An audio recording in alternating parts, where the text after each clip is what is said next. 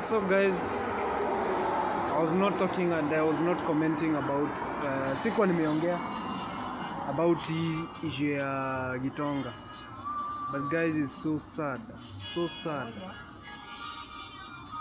to a person, mtu wa hiyo miaka hiyo age bana, and then mtoto mdogo, unachoma mtoto mdogo atijua amekataa kufanya chenye ulikuwa unataka.